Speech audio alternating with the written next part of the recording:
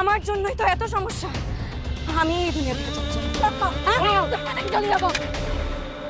আমার বোনটা পঙ্গু, এই কারণে ওর বিয়ে হয় না।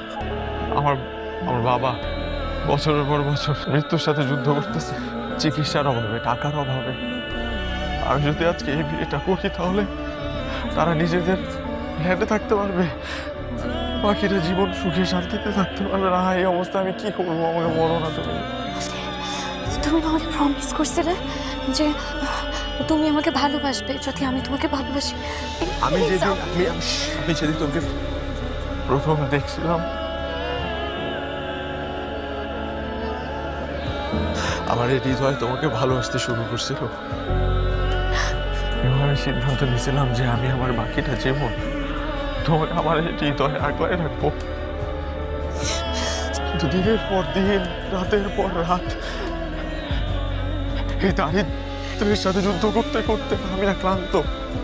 আমার পরিবার, প্রত্যেকটা মানুষ, আমার বাপ, ভাই, বোন, আমার মা আমার দিকে তাকায় থাকে, কারণ আমি পরিবারের বড় ছেলে।